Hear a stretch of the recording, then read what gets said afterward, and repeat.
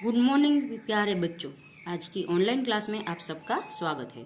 अब आप इस विषय के वीडियोस एक साथ भी देख सकते हैं। इसके लिए वीडियो के नीचे मेरी चैनल का नाम है, तो चैनल में जाके प्लेलिस्ट में जाएंगे तो इस विषय के वीडियोस एक साथ देख सकेंगे। तो बच्चों, पिछले वीडियो में हमने सीखा था हिंदी कक्षा 8 द्वितीय सत्र का पाठ नंबर 7, हार की जीत।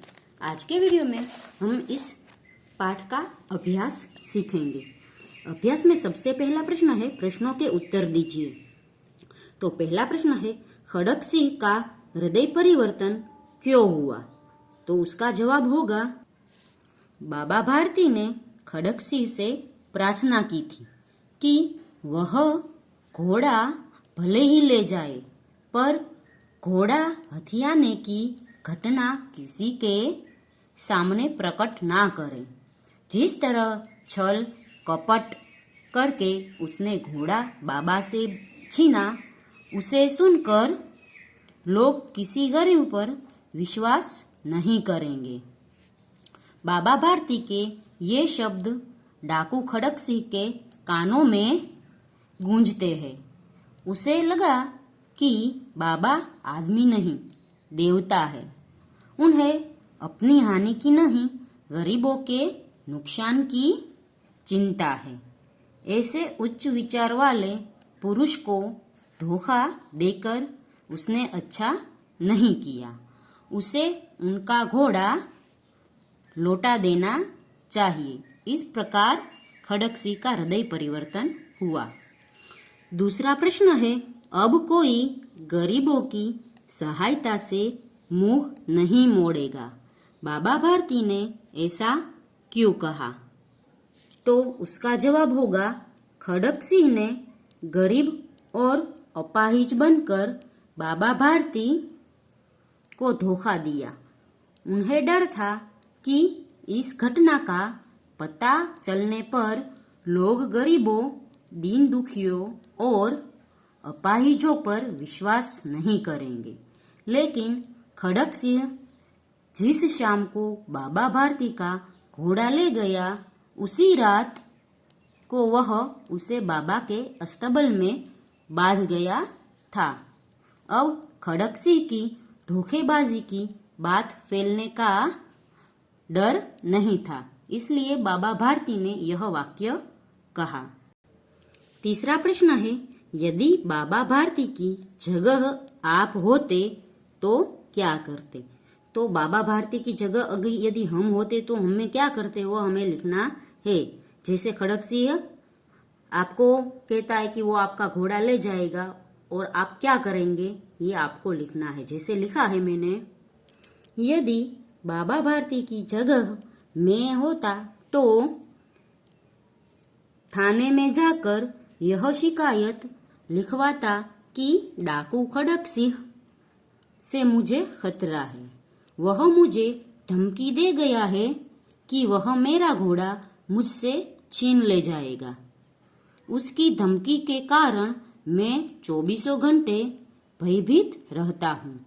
पूरी रात घोड़े की रखवाली में बीत जाती है। अपने बचाव का मेरे पास कोई उपाय नहीं है। वह किसी भी समय मेरा घोड़ा ले जा सकता है। चौथा प्रश्न है, इस घटना को किसी के सामने प्रकट न करना। ऐसा बाबा भारती ने क्यों कहा? तो उसका जवाब होगा, बाबा भारती संत पुरुष थे। दीन दुखियों के प्रति उनके हृदय में अपार करुणा थी। किसी अपाहिज की करुणा पुकार सुनकर उनका हृदय पिघल जाता है। उनकी इस दयालुता का लाभ उठाकर खड़क सिंह ने उन्हें धोखा दिया है।